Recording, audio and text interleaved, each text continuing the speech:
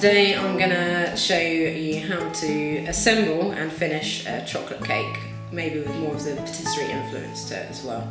We're going to be doing like a rich dark chocolate sponge. We're going to be filling it with sea salted caramel and then glazing it in a 70% dark chocolate ganache.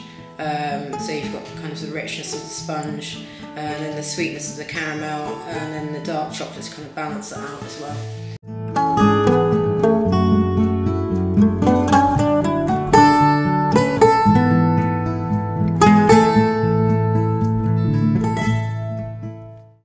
First step is to make your caramel before you actually start making the cake, so it kind of cools down before. As you're doing that, you want to, before you start your caramel as well, you want to pre-boil the cream so it's hot.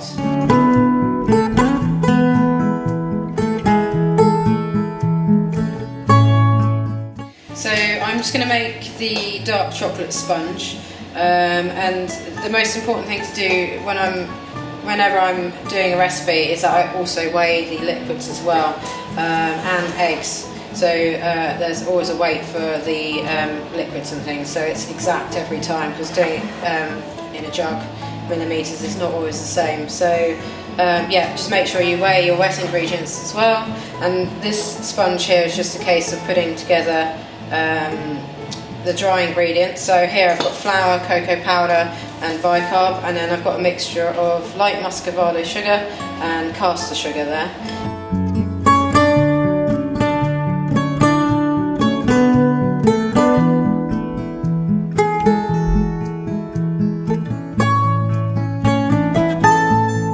So next thing is the baking, and then I normally bake them at 175 fan oven.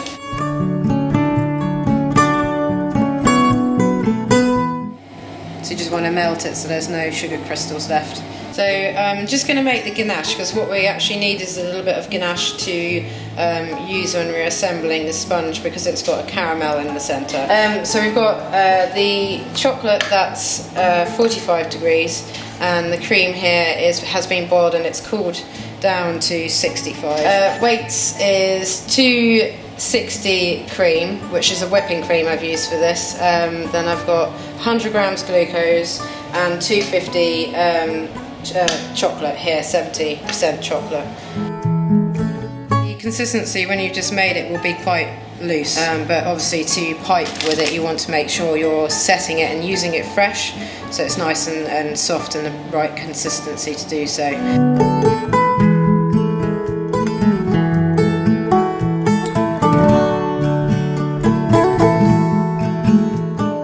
So I just tend to, before I actually put the caramel on, go for a little bit of ganache on each one.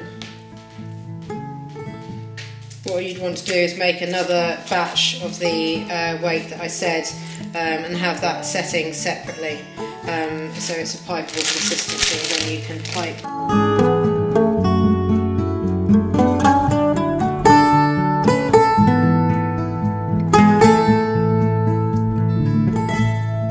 These are the finished cakes then ready for assembling. So I just do, like, we've got the ring around the outside which stops the caramel seeping out, and also I tend to, because this is caramel, it can seep through the sponge, put a very thin layer of ganache actually on the sponge, so it kind of contains the caramel rather than losing that completely through the sponge, so you've actually got a proper layer. So I'm just going to put these together now.